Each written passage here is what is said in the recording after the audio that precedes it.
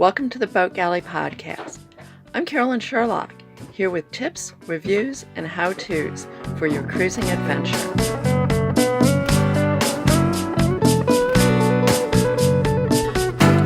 The Boat Galley Podcast is sponsored by YIKES Systems.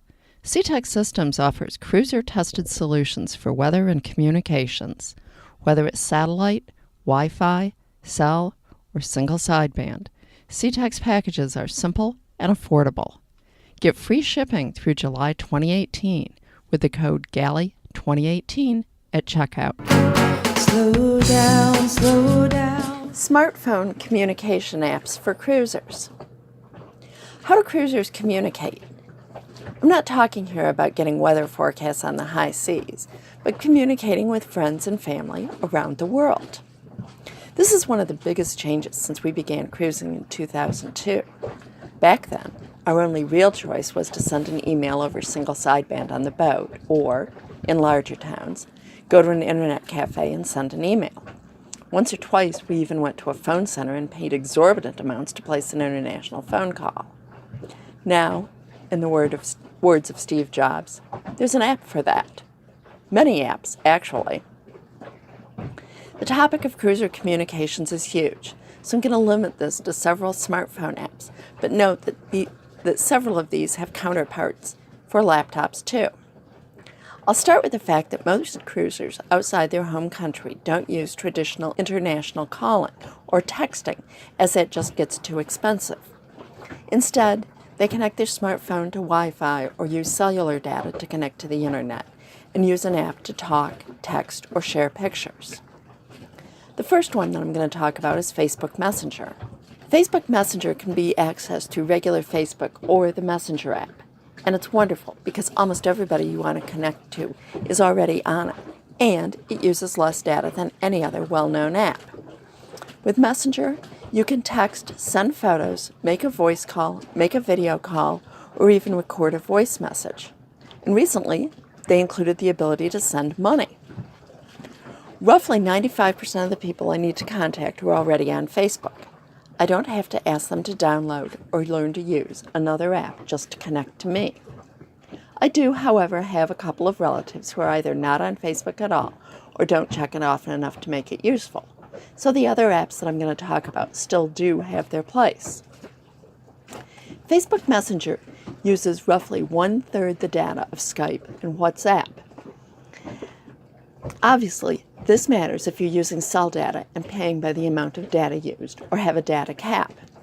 But it's important in a number of other situations, such as congested Wi-Fi, poor signal strength, low bandwidth.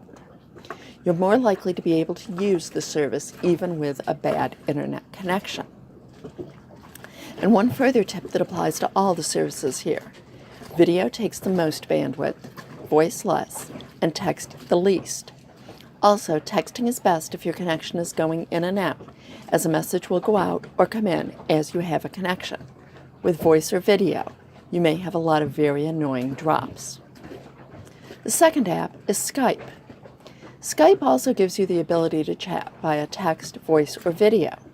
For the cruiser, it has one huge advantage over many other apps. You can call landlines and cell phones all over the world for far less than using traditional international calling. When we are out of the U.S., we use this feature extensively to contact family and friends who are low-tech. Yes, there are people we want to stay in contact with who have nothing more than a landline or perhaps a flip phone. We also use it to contact companies for parts and/or technical support. While many of them do offer some sort of chat, sometimes we need to talk in order to troubleshoot a problem. Skype voice only works really well. Most phone calls we've made are just 2 cents a minute. You can also get a Skype phone number so that those unconnected friends and family can call you on a regular number from their phone. You can check out the Skype app and see all the features. Note that some of the features are free and others have fees. Overall, however, the charges have been fairly minimal in our use. WhatsApp. That's the next one. Once you get outside the U.S., WhatsApp is the messaging app that everyone uses. In most other countries, texting costs per message using a cell connection. So when there's Wi-Fi, people use WhatsApp to message over the internet. In general, it's my experience that Americans you meet, whether cruisers or expats, will be on Facebook, while locals and cruisers of other nationalities will use WhatsApp. It's free and it's dead simple to use, so there's no reason not to use it to connect to those who prefer it. You can also use it for free video or voice calls to another WhatsApp user.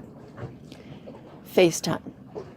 FaceTime is the granddaddy of all the video call apps available on Apple products. Both parties have to be using Apple devices, iPhones, iPads, or Mac, which somewhat limits its usefulness. I have never used it.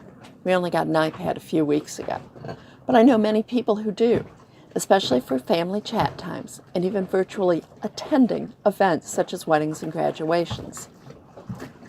What happens if you have no internet?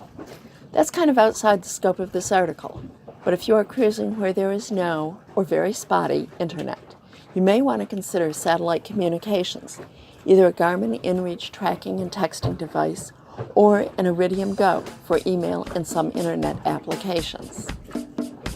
Hope this helps you, and until next time then. Thanks for listening. If you like the show, please be sure to subscribe in your podcast app. Just search for the Boat Galley Podcast. And reviews are always appreciated. Until next time then.